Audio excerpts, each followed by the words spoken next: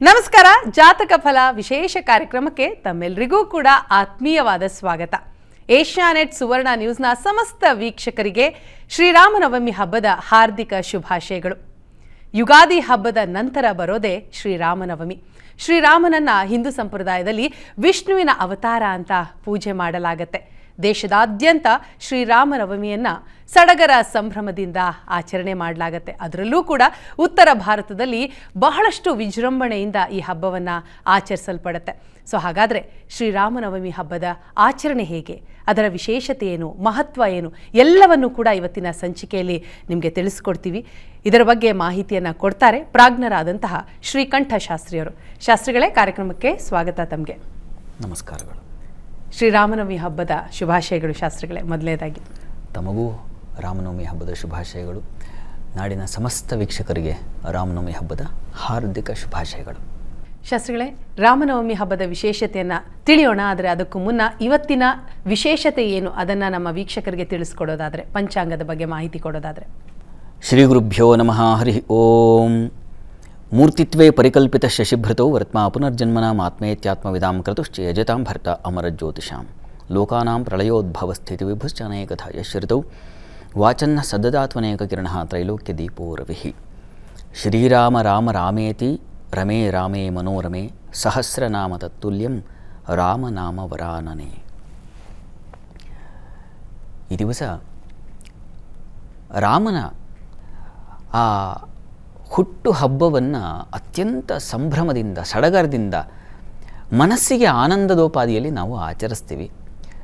ಅದರ ಮಹತ್ವ ತಿಳಿಯೋಣ. ತತ್ಪೂರ್ವದಲ್ಲಿ ಈ ಹೊತ್ತಿನ ಪಂಚಾಂಗವನ್ನು ಮೊದಲಿಗೆ ಗಮನಿಸಿಕೊಳ್ಳೋಣ. ಶ್ರೀ ಶೋಭಕೃನಾಮ ಸಂವತ್ಸರ ಉತ್ತರಾಯಣ ವಸಂತ ಋತು ಚೈತ್ರ ಮಾಸ ಶುಕ್ಲಪಕ್ಷವಾಗಿದೆ. ಈ ದಿವಸ ಗುರುವಾರವಾಗಿರ್ತಕ್ಕಂಥದ್ದು, ನವಮಿ ತಿಥಿ, ಪುನರ್ವಸು ನಕ್ಷತ್ರ ಈ ದಿವಸ. ಶಾಸ್ತ್ರಿಗಳೇ, ಇವತ್ತು ಶ್ರೀರಾಮನವಮಿಯ ಹಬ್ಬ. ಸೊ ಹಾಗಾದರೆ ಈ ಶ್ರೀರಾಮನವಮಿ ಅಂದ ತಕ್ಷಣ ನಮಗೆ ಕಣ್ಣ ಮುಂದೆ ಬರೋದು ಪಾನಕ, ಮಜ್ಜಿಗೆ. ಇದರ ಹೊರತಾಗಿ ಶ್ರೀರಾಮನವಮಿ ಹಬ್ಬದ ವಿಶೇಷತೆಯನ್ನು ತಿಳಿಸ್ಕೊಡೋದಾದರೆ. ಈ ದಿವಸ ರಾಮನವಮಿ ಅಂತಕ್ಕಂಥದ್ದು ಇಡೀ ಪ್ರಪಂಚದಾದ್ಯಂತ ಇದೆ. ಬರೀ ಭಾರತ ಅಂತಲ್ಲ, ಎಲ್ಲ ದೇಶಗಳಲ್ಲೂ ರಾಮರ ಆರಾಧನೆಯನ್ನು ನಾವು ಕಾಣ್ತೀವಿ. ಎಲ್ಲ ದೇಶಗಳಲ್ಲೂ ರಾಮಾಯಣದ ಚರಿತ್ರೆ ಇರತಕ್ಕಂಥದ್ದನ್ನು ನಾವು ಇತಿಹಾಸವನ್ನು ಒಂದು ಸಲ ತೆಗೆದು ನೋಡಿದ್ರೆ ಎಲ್ಲ ದೇಶದಲ್ಲೂ ಇದೆ. ಚೀನಾದಲ್ಲೂ ಇದರ ಆಚರಣೆ ಇದೆ, ಅಮೇರಿಕದಲ್ಲೂ ಇದರ ಆಚರಣೆ ಇದೆ. ಇನ್ನು ನಮ್ಮ ಅಕ್ಕಪಕ್ಕದೇ ಇರತಕ್ಕಂಥ ಅರಬ್ ದೇಶಗಳಲ್ಲೂ ಕೂಡ ನಾವು ರಾಮರ ಆಚರಣೆಯನ್ನು ನಾವು ಕಾಣ್ತೀವಿ. ಅದರಲ್ಲಿ ಯಾವುದೇ ಸಂಶಯ ಇಲ್ಲ. ನಾವು ಇತಿಹಾಸ ಇದು. ಸಹಸ್ರ ವರ್ಷಗಳಿಂದ ರಾಮನವಮಿಯನ್ನು ನಾವು ಹೀಗೆ ಅತ್ಯಂತ ಸಂಭ್ರಮದಿಂದ, ಸಡಗರದಿಂದ, ಉಲ್ಲಾಸದಿಂದ, ಸಂತೋಷದಿಂದ ನಾವು ಆಚರಿಸ್ತೀವಿ. ಯಾಕೆ ಇಷ್ಟು ವರ್ಷಗಳಾದರೂ, ಎಷ್ಟು ವರ್ಷಗಳಾಯಿತು, ತ್ರೇತಾಯುಗದಲ್ಲಿ, ಕಲಿಯುಗದಲ್ಲಿ, ಆದರೂ ಆಚರಣೆ ಬೆಳೆದು ಬಂದಿದೆಯಲ್ಲ, ಈ ಹೊತ್ತಿನವರೆಗೂ ಬೆಳೆದು ಬಂದಿದೆಯಲ್ಲ ಅಂದರೆ ಅದಕ್ಕೆ ಕಾರಣ ರಾಮರ ಮಹನೀಯವಾದ ವ್ಯಕ್ತಿತ್ವ, ಗುಣಸಂಪನ್ನತೆ. ವಾಲ್ಮೀಕಿ ಮಹರ್ಷಿಗಳು, ನಾರದರು, ವಸ್ತುತಃ ಇದು ಉಪದೇಶವಾಗಿದ್ದು ನಾರದರಿಂದ. ಚತುರ್ಮುಖ ಬ್ರಹ್ಮನಿಂದ ಮೊದಲು ಉಪದೇಶವಾಯಿತು. ಆಮೇಲೆ ನಾರದರಿಂದ ವಾಲ್ಮೀಕಿ ಮಹರ್ಷಿಗಳಿಗೆ ಹರಿದು ಬಂದ ಪರಂಪರೆ ಅದು. ಬ್ರಹ್ಮನ ಮುಖದಿಂದ ಬಂದರೆ ಅದನ್ನು ವೇದ ಅಂತ ಕರೀತಾರೆ. ಹೀಗಾಗಿ ರಾಮಾಯಣ ಅಂತಕ್ಕಂಥದ್ದು ಸಾಕ್ಷಾತ್ ವೇದ, ಅದರಲ್ಲೇನು ಸಂಶಯ ಇಲ್ಲ. ಯಾಕೆ ಅಂದರೆ ವೇದದಲ್ಲಿರ್ತಕ್ಕಂಥದ್ದು ಆ ಮಹತೋ ಮಹಿಮಾ ಅಂತ ಕರೀತಕ್ಕಂಥ ಪರಬ್ರಹ್ಮನ ವಸ್ತುವ ಬಗ್ಗೆ. ರಾಮರನ್ನು ನಾವು ಶುದ್ಧ ಬ್ರಹ್ಮ ಪರಾತ್ಪರ ರಾಮ, ಕಾಲಾತ್ಮಕ ಪರಮೇಶ್ವರ ರಾಮ ಅಂತ ಗುರುತಿಸ್ತಕ್ಕಂಥದ್ದು. ಶುದ್ಧ ಬ್ರಹ್ಮ ಪರಾತ್ಪರ ರಾಮ, ಆತ ಶುದ್ಧ ಚೈತನ್ಯ. ಹಾಗಾಗಿನೇ ತಾನೇ ಇಷ್ಟು ವರ್ಷ ಆದರೂ ಅವನ ಗುಣಗಾನವನ್ನು ನಾವು ಮಾಡ್ತಾ ಇದ್ದೀವಿ ಅಂತಂದರೆ ಆ ಒಂದು ಹಿಮಾಲಯದಂತಹ ಗುಣ. ಆದರೆ ಜನಸಾಮಾನ್ಯರಲ್ಲಿ ಅವನು ವಸ್ತುತಃ ರಾಜ, ಚಕ್ರವರ್ತಿ. ಇಂಥವನು ಜನಮಾನಸದಲ್ಲಿ ಉಳಿದಿದ್ದು ಯಾಕೆ ಅಂತಂದರೆ ವಾಲ್ಮೀಕಿ ಮಹರ್ಷಿಗಳ ಆ ಒಂದು ರಾಮಾಯಣವನ್ನು ರಚಿಸುವ ಸಂದರ್ಭದಲ್ಲಿ ಆದಂಥ ಒಂದು ಶೋಕ, ಆ ಶೋಕವೇ ಶ್ಲೋಕವಾಗಿ ನಾವು ಕಾಣ್ತೀವಿ. ಮಾ ನಿಷಾದ ಪ್ರತಿಷ್ಠಾಂ ತ್ವಮಗಮ ಶಾಶ್ವತೀ ಸಮಾಹ ಯತ್ಕ್ರೌಂಚ ಮಿಥುನಾದೇಕಂ ಅವಧೇಃ ಕಾಮಮೋಹಿತಂ. ಒಬ್ಬ ಬೇಡ ಮರದ ಕಡೆಗೆ ನೋಡಿ ಗುರಿ ಇಟ್ಟು ಬಾಣವನ್ನು ಹೊಡೆದ. ಅಲ್ಲಿ 2 ಪಕ್ಷಿಗಳು, ಒಂದು ಗಂಡು ಪಕ್ಷಿ ಒಂದು ಹೆಣ್ಣು ಪಕ್ಷಿ ಮಿಥುನದಲ್ಲಿದ್ದವು. ಅದರಲ್ಲಿ ಒಂದು ಪಕ್ಷಿಯನ್ನು ಹೊಡೆದು ಉರುಳಿಸಿಬಿಟ್ಟ. ಗಂಡು ಪಕ್ಷಿ ಕೆಳಗೆ ಬಿದ್ದುಬಿಡ್ತು. ಇದನ್ನು ವಾಲ್ಮೀಕಿ ಮಹರ್ಷಿಗಳು ಗಮನಿಸ್ತಾ ಇದ್ದಾರೆ. ಗಮನಿಸಿ ತಕ್ಷಣವೇ ಅವರ ಅದು ಮಿಥುನ ಅಂತಂದರೆ ಸೃಷ್ಟಿಕ್ರಿಯೆಯಲ್ಲಿದ್ದವು. ಜಗತ್ತಿನ ಉತ್ಪತ್ತಿ ಅಂತಕ್ಕಂಥದ್ದು ಬಹಳ ಬಹಳ ಪ್ರಧಾನವಾದ ಒಂದು ಅಂಶ. ಅಂಥ ಒಂದು ಸ್ಥಿತಿಯಲ್ಲಿದ್ದಂತಹ ಪಕ್ಷಿಗಳನ್ನು ಹೊಡೆದುರುಳಿಸಿಬಿಟ್ಟ. ಆ ಹೆಣ್ಣು ಪಕ್ಷಿ ಪಾಪ ಪತರಗುಟ್ಟಿ ಹೋಗಿಬಿಟ್ಟಿದೆ. ಆ ಸಂಗಾತಿಯನ್ನು ಕಳ್ಕೊಂಡ ಶೋಕ ದುಃಖ ಆ ವ್ಯಥೆಯಲ್ಲಿ ಹಾರಾಡ್ತಾ ಇದೆ. ಆ ನೋವು ಎಂಥದ್ದು ಅನ್ನೋದು ವಾಲ್ಮೀಕಿಗಳ ಹೃದಯದಿಂದ ಶ್ಲೋಕವಾಗಿ ಹೊಮ್ಮಿಬಿಡ್ತು. ಮಾ ನಿಷಾದ ಪ್ರತಿಷ್ಠಾನ್ ತ್ವಮಗಮ ಶಾಶ್ವತೀ ಸಮಾಹ. ಏನು ಒಂದು ಪಕ್ಷಿಯನ್ನು, ಸಂಗಾತಿಯನ್ನು ನೀನು ಹಾಳು ಮಾಡಿಬಿಟ್ಟಿಯಲ್ಲ, ಸಂಗಾತಿಯನ್ನು ಇಲ್ಲ, ಅದರ ಸಂಕಟ ಎಷ್ಟು ಗೊತ್ತಾ ನಿನಗೆ ಅನ್ನೋದನ್ನು ವಾಲ್ಮೀಕಿ ಮಹರ್ಷಿಗಳು ಕಂಡದ್ದಷ್ಟೇ ಅಲ್ಲ, ಅವರು ಆಗಷ್ಟೇ ನಾರದ ಮಹರ್ಷಿಗಳಿಂದ ಕೇಳಿ ಬಂದಿದ್ದರು ಶ್ರೀರಾಮಚಂದ್ರರ ಆ ಸಂಪೂರ್ಣ ಕಥೆಯನ್ನು. ಅಲ್ಲೂ ಹಾಗೆ ಶ್ರೀರಾಮಚಂದ್ರ ಆತ ಚಕ್ರವರ್ತಿ. ಈ ಸೂರ್ಯ ವಂಶಕ್ಕೇನೆ ಆತ ಒಂದು ಬೆಳಕಾದ ವ್ಯಕ್ತಿ. ಅಂಥ ಶ್ರೀರಾಮಚಂದ್ರ, ಇಡೀ ದೇಶವೇ ಜಗತ್ತೇ ಅವನ ಒಂದು ಪಾಲನೆ ಆರಾಧನೆಯಲ್ಲಿ ಇದ್ದಂತಹ ಶ್ರೀರಾಮಚಂದ್ರ, ಅವನ ವ್ಯಕ್ತಿತ್ವವೇನು, ಅವನ ಘನತೆ ಏನು, ಅವನ ಪೂರ್ವಜರ ಮಹತ್ವವೇನು, ಇಂಥ ಒಂದು ಶ್ರೇಷ್ಠವಾದ ಕುಲದಲ್ಲಿ ಹುಟ್ಟಿದವನು ಅವನೂ ಕೂಡ ಶೋಕಕ್ಕೆ ಒಳಗಾದ. ಅವನೂ ಕೂಡ ಸೀತಾ ಪರಿತ್ಯಾಗದಿಂದ ಸೀತೆಯನ್ನು ಏನು ಆ ರಾವಣಾಸುರನಿಂದ ಏನು ಸೀತೆ ಅಪಹೃತಳಾಗಿದ್ದಳು, ಆ ಸಂದರ್ಭದಲ್ಲಿ ರಾಮ ಅನುಭವಿಸಿದ ನೋವು ಎಂಥದ್ದು, ಎಷ್ಟು ಕಷ್ಟವನ್ನು ಪಟ್ಟ, ಎಷ್ಟು ಪರಿತಪಿಸಿದ, ಎಷ್ಟು ಅಲೆದಾಡಿದ, ಎಷ್ಟು ಕಣ್ಣೀರಿಟ್ಟ, ಇದೆಲ್ಲವನ್ನು ಕೇಳಿದ್ದಾರೆ. ಕೇಳಿ ಅವರಿಗೆ ಒಂದು ಅನಿಸಿದೆ, ನೋಡಿ ಎಷ್ಟೇ ಶ್ರೀಮಂತನಾಗಿರಲಿ, ನಾವೀಗ ಉದಾಹರಣೆಯನ್ನು ರಾಮರನ್ನೇ ತೆಗೆದುಕೊಳ್ಳಿ. ರಾಮರು ಯಾಕೆ ಜನಮಾನಸದಲ್ಲಿದ್ದಾರೆ ಅನ್ನೋ ಅಂಶ ನಾನು ಹೇಳ್ತಾ ಇದ್ದೆ. ಜನಮಾನಸಕ್ಕೆ ಇಷ್ಟು ಹತ್ತಿರ ಯಾಕೆ ಅಂತಂದರೆ, ರಾಮರು ಅವರು ಎಷ್ಟೇ ಎತ್ತರದಲ್ಲಿರಬಹುದು, ಆದರೆ ಅವರಿಗೂ ಶೋಕ ಅಂದರೆ, ನೋವು ಅಂದರೆ ಅದೇ ಭಾವನೆಯೇ. ಒಂದು ಪಕ್ಷಿಗೂ ಅದೇ ಭಾವನೆಯೇ, ಒಬ್ಬ ಸಾಮಾನ್ಯ ಕಡು ಬಡವನಿಗೂ ಅದೇ ಭಾವನೆ. ಅದರಲ್ಲಿ ಏನೂ ತಾರತಮ್ಯ ಇಲ್ಲ. ನೋವಿನಲ್ಲಿ, ಸಂಕಟದಲ್ಲಿ ನೀವು ಎಷ್ಟೇ ಶ್ರೀಮಂತರಾಗಿರಿ, ಎಷ್ಟೇ ಕಡು ಬಡವರಾಗಿರಿ, ಆ ನೋವಿನಲ್ಲಿ ಒಬ್ಬ ಯಾರೋ ಹಾಸ್ಪಿಟ್ಲಲ್ಲಿ ಇರ್ತಾರೆ, ಏನೋ ಒಂದು ವ್ಯಥೆಯಲ್ಲಿ ನರಳುತ್ತಾ ಇರುತ್ತಾರೆ. ಆ ನರಳಾಟಕ್ಕೂ ಒಬ್ಬ ಅತ್ಯಂತ ಶ್ರೀಮಂತನಾದ ನರಳಾಟಕ್ಕೂ ವ್ಯತ್ಯಾಸ ಏನು ಅಂತಂದು ಏನು ಹೇಳೋದು? ನೋವು ನೋವೇ. ಈ ಹೊತ್ತಿಗೂ ಕೂಡ ರಾಮಚಂದ್ರರು ಹೀಗೆ ಮನಸ್ಸಿನಲ್ಲಿ ಉಳಿದಿದ್ದಾರೆ. ಯಾಕೆ ಅಂದರೆ, ನೋವಿನಲ್ಲಿ ಅವರು ಹೇಗೆ ಆ ನೋವನ್ನು ಎದುರಿಸಿದರು, ತನ್ಮೂಲಕ ನಮಗೆ ಯಾವ ಪಾಠವನ್ನು ಮಾಡಿದರು. ನಮಗೆ ಕಷ್ಟ ಬರಲ್ಲ, ಯಾರಿಗೆ ಕಷ್ಟವಿಲ್ಲ, ಯಾರಿಗೆ ನೋವಿಲ್ಲ, ಯಾರಿಗೆ ಅಳು ಇಲ್ಲ ಹೇಳಿ? ಪ್ರತಿಯೊಬ್ಬರ ಜೀವನವೇ ಅದು.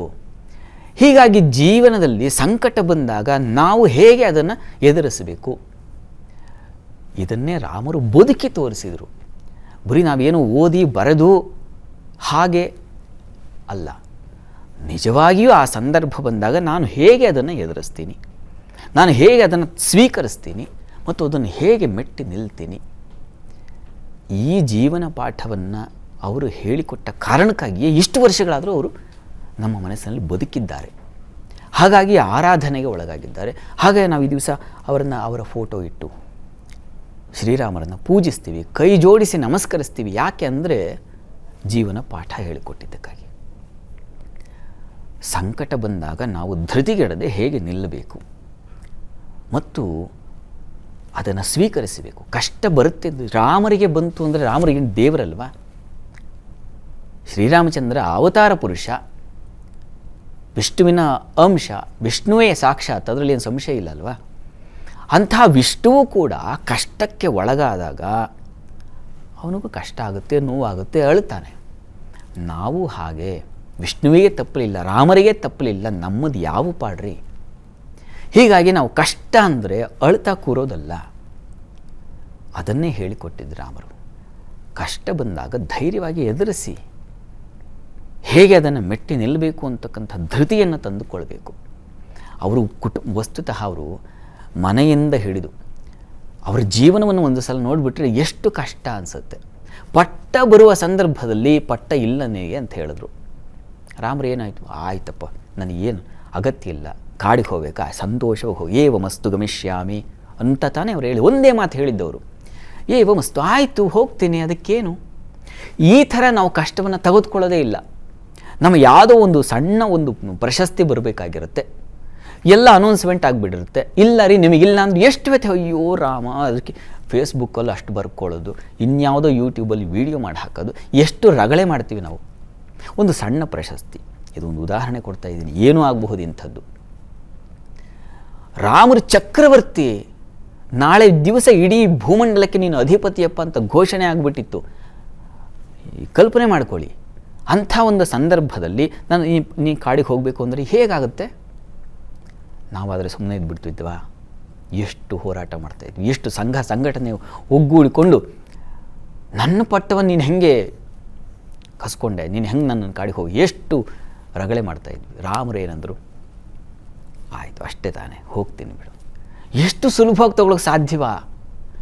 ಇದನ್ನು ನಮಗೆ ಪಾಠ ಮಾಡಿದ್ದಾರೆ. ಕಷ್ಟ ಯಾವುದೂ ಶಾಶ್ವತವಲ್ಲ, ಬಂದಿದ್ದನ್ನು ಸುಖವಾಗಿ ಸ್ವೀಕರಿಸ್ತಿದ್ರೆ ಜೀವನದ ಸೌಂದರ್ಯ ಹಾಳಾಗುತ್ತೆ.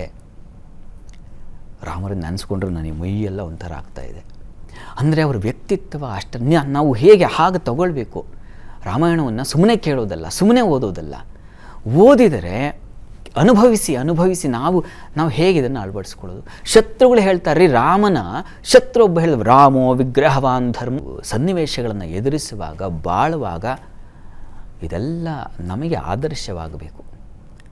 ಅವನು ಬದುಕಿದ್ದು ನಮ್ಮ ಬದುಕನ್ನೇ. ಅವನು ಅಷ್ಟು ದೊಡ್ಡ ಚಕ್ರವರ್ತಿ ಆದರೂ ಅವನೂ ಅರಮನೆಯನ್ನು ಬಿಡಬೇಕಾಯಿತು, ಅವನೂ ಅಳಬೇಕಾಯಿತು, ಅವನೂ ವ್ಯಥೆ ಪಡಬೇಕಾಯಿತು, ಅವನೂ ಹೋರಾಟ ಮಾಡಬೇಕಾಯಿತು. ಇದೆಲ್ಲ ನಮ್ಮ ಬದುಕಿನಲ್ಲೂ ಇದೆ. ಇದು ದೊಡ್ಡದು. ಇದನ್ನು ಕಂಡುಕೊಳ್ಬೇಕಾಗಿರತಕ್ಕಂಥ ನಾವು ನಮ್ಮ ಬದುಕಿನಲ್ಲೂ ಪ್ರತಿನಿತ್ಯದ ಹೋರಾಟ ಇದೆ, ಪ್ರತಿನಿತ್ಯದ ಸಂಕಟ ಇದೆ, ಪ್ರತಿನಿತ್ಯ ಸಂತೋಷ ಇದೆ, ಎಲ್ಲವೂ ಇದೆ. ರಾಮರು ಹೇಗೆ ತೆಗೆದುಕೊಂಡ್ರು ಹಾಗೆ ತೆಗೆದುಕೊಳ್ಳಬೇಕು. ಹಾಗಾಗಿನೇ ರಾಮರ ಕಥೆಯನ್ನು ಕೇಳಬೇಕು. ಈ ದಿವಸ ನಾವು ಕೋಸುಂಬರಿ ಪಾನಕ ಇದೆ, ಅದು ಸಂತೋಷ ಬೇಕು. ಅದರ ಜೊತೆಗೆ ಬಹಳ ಮುಖ್ಯವಾಗಿ ಗುಣಸಂಪನ್ನತೆಯನ್ನು ನಾವು ಎಷ್ಟರ ಮಟ್ಟಿಗೆ ಕಿಂಚಿತ್ತಾದರೂ ಒಂದು ಸ್ವಲ್ಪವಾದರೂ ಅಳವಡಿಸ್ಕೊಳ್ಳುವ ಪ್ರಯತ್ನ ಮಾಡಬೇಕು. ಒಂದು ಶ್ರದ್ಧೆ ಬದುಕಿನಲ್ಲಿ ಏನನ್ನು ನೋಡಿ, ರಾಮರು ಹೇಗೆ ಬದುಕಿದ್ರು ಹಾಗೆ ಬದುಕ ಖಂಡಿತ ಸಾಧ್ಯವಿಲ್ಲ, ನಾನೇ ಒಪ್ಕೊಳ್ತೇನೆ. ಆದರೆ ಒಂದು ಚಿಕ್ಕ ಪ್ರಮಾಣದ ಚೌಕಟ್ಟನ್ನು ಹಾಕಿಕೊಂಡು ಧರ್ಮರ ದಾರಿಯಲ್ಲಿ ನಡೀತಕ್ಕಂತಹ ಸಾಧ್ಯತೆ ಇರುತ್ತದೆ. ನಮ್ಮ ಮಟ್ಟಿಗೆ ಒಂದು ಮಹಿಮೆಯೊಳಗೆ ಆಗಾಗ ತೋರ್ಪ, ಅದೇ ದೈವ ಅಂತ ಹೇಳ್ತಾರಲ್ಲ DVG, ಆಗಾಗ ಒಂದು ಸಣ್ಣ ಹೆಲ್ಪ್ ಮಾಡುವ ಪ್ರತಿಯೊಬ್ಬ ಮನುಷ್ಯನೂ ಒಂದು ಪುಟ್ಟ ಹೆಲ್ಪ್ ಮಾಡ್ತಾನೆ. ಅವನಿಗೆ ಆ ಗುಣ ಇರುತ್ತದೆ. ಅದನ್ನು ಸ್ವಲ್ಪ ವಿಸ್ತರಿಸ್ಕೊಳ್ಳುವ ಪ್ರಯತ್ನ ಮಾಡಬೇಕು. ಇಂಥ ಒಂದು ಸಂದರ್ಭಗಳಲ್ಲಿ ನಾವು ರಾಮರ ಸಲುವಾಗಿ ರಾಮರ ದೃಷ್ಟಿಯನ್ನಿಟ್ಟುಕೊಂಡು ಆ ಒಳ್ಳೆಯ ಗುಣವನ್ನು ಸ್ವಲ್ಪ ವಿಸ್ತರಿಸ್ಕೊಳ್ಳೋಣ. ಈ ರೀತಿಯ ಮನಸ್ಸನ್ನು ಮಾಡಲಿಕ್ಕಾಗಿ ಇಂಥ ಹಬ್ಬ ಹರಿದಿನ ಆಚರಣೆಗಳು ನಮ್ಮ ಬದುಕಿಗೆ ಇದ್ದಾವೆ. ಈ ದಿವಸ ತಪ್ಪದೇ ನಾವೆಲ್ಲ ರಾಮನವಮಿಯನ್ನು ಆಚರಿಸೋಣ. ಒಂದು ವಿಗ್ರಹವನ್ನು ಇಡಿ, ಅಭಿಷೇಕವನ್ನು ಮಾಡಿ, ಪಂಚಾಮೃತ ಅಭಿಷೇಕ ಮಾಡಿ, ರುದ್ರಾಭಿಷೇಕ ಮಾಡಿ, ರಾಮರ ಸ್ತೋತ್ರಗಳನ್ನು ಹೇಳ್ಕೊಳ್ಳಿ. ರಾಮ ತಾರಕ ಮಂತ್ರ ರಾಮ ರಾಮ ರಾಮ ಇದನ್ನೇ ಹೇಳಿ 108 ಬಾರಿ. ರಾಮಕೋಟಿ ಬರಿತೀರ, ಎಷ್ಟು ಜನ ಇದ್ದಾರೆ. ಇವೆಲ್ಲ ಬಗೆಯಲ್ಲೂ ಮಾಡಬಹುದು. ರಾಮರನ್ನು ರಾಮ ಆ 2 ಅಕ್ಷರವೇ ರಮಂತೆ ಯೋಗಿನೋನಂತೆ ನಿತ್ಯಾನಂದೇ ಚಿದಾತ್ಮನಿ ರಾಮ ಪದೇನಾಸೌ ಪರಬ್ರಹ್ಮ ಅಭಿಧೀಯತೆ ಅಂತ. ಆ ರಾಮ ಶಬ್ದವನ್ನು ನೀವು 2 ಅಕ್ಷರವನ್ನು ಬರೆದುಬಿಟ್ರೆ ನೀವು ಶುದ್ಧರಾಗ್ಬಿಡ್ತೀರ, ಅದ್ರಲ್ಲಿ ಸಂಶಯ ಇಲ್ಲ. ರಾಮಕೋಟಿ ಬರೆದುಬಿಟ್ರೆ ಅವರು ತಪಸ್ವಿಗಳು, ಸಂಶಯವೇ ಇಲ್ಲ. ರಾಮಕೋಟಿ ಬರೀರಿ. ಪ್ರಾಥಮಿಕ ಹಂತದಿಂದ ನಾವು ರಾಮ ಬರೆಯುವುದರಿಂದ ಹಿಡಿದು ಹೀಗೆ ಬದುಕನ್ನೇ ರಾಮ ದಾರಿಯನ್ನು ಮಾಡಿಕೊಳ್ಳೋದ್ರವರೆಗೆ ಎಷ್ಟೋ ಹಂತಗಳಿದ್ದಾವೆ. ಆ ಎಲ್ಲ ಹಂತಗಳಲ್ಲೂ ನಮ್ಮ ಜೀವನದ ಕಡೆಯನ್ನು, ಆ ಗುರಿಯನ್ನು, ನಡೆಯನ್ನು, ದಾರಿಯನ್ನು ಸಾಗಿಸುವ ಪ್ರಯತ್ನವನ್ನು ನಾವು ಮಾಡಿದರೆ ನಿಜವಾದ ರಾಮಾಚರಣೆ ಆಗುತ್ತೆ. ರಾಮನವಮಿಯನ್ನು ಆಚರಿಸಿದಾಗುತ್ತೆ. ಆ ರೀತಿಯಲ್ಲಿ ನಾವೆಲ್ಲ ಒಂದು ಶುದ್ಧ ದಾರಿಯಲ್ಲಿ ಆ ರಾಮನ ಹೆಸರಿನಲ್ಲಿ, ರಾಮನ ಬಲದ ಮೇಲೆ ಹಾಗೆ ಸಾಗುವ ಪ್ರಯತ್ನವನ್ನು ಮಾಡೋಣ. ಅವನಿಗೂ ಕಷ್ಟ ತಪ್ಪಿದ್ದಲ್ಲ, ನಮಗೂ ಕಷ್ಟ ತಪ್ಪಿದ್ದಲ್ಲ. ಹಾಗಂತ ನಾವು ದಾರಿಗೆಡೋದಲ್ಲ, ದಾರಿಯಲ್ಲಿ ಸಾಗುವ ಪ್ರಯತ್ನ ಮಾಡೋಣ. ಸರಿ ಶಾಸ್ತ್ರಿಗಳೇ, ಶ್ರೀರಾಮ ಜನಮಾನಸಕ್ಕೆ ಯಾಕೆ ಹತ್ತಿರ, ಜೊತೆಗೆ ಆತ ಪ್ರತಿಯೊಬ್ಬರಿಗೂ ಕೂಡ ಹೇಗೆ ಮಾದರಿ ಪುರುಷ ಅನ್ನುವಂಥದ್ದನ್ನು ಈ ರಾಮನವಮಿ ಹಬ್ಬ ಆಚರಣೆಯ ಮೂಲಕ ಆತನ ಗುಣಗಳನ್ನು ನಮ್ಮಲ್ಲಿ ನಾವು ಅಳವಡಿಸಿಕೊಳ್ಳೋದು ಎಷ್ಟು ಉತ್ತಮ ಅನ್ನೋದನ್ನು ತಿಳಿಸ್ಕೊಟ್ಟಿದ್ದೀರಿ. ಇನ್ನು ಸಂದೇಶದ ಕಡೆಗೆ ಗಮನ ಹರಿಸೋದಿದೆ, ಅದನ್ನು ನೋಡೋಣ ಒಂದು ಪುಟ್ಟ ವಿರಾಮದ ಬಳಿಕ. ಈಗ ಒಂದು ಚಿಕ್ಕ ಬ್ರೇಕ್ ಇರುತ್ತೆ. ಬ್ರೇಕ್ನ ನಂತರ ಜಾತಕ ಫಲ ವಿಶೇಷ ಕಾರ್ಯಕ್ರಮ ಮತ್ತೆ ಮುಂದುವರಿಯುತ್ತೆ.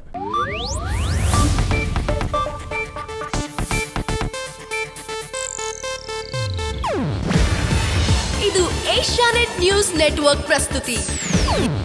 ನೀವು ನೋಡ್ತಿದ್ದೀರಾ ಏಷ್ಯಾನೆಟ್ ಸುವರ್ಣ ನ್ಯೂಸ್.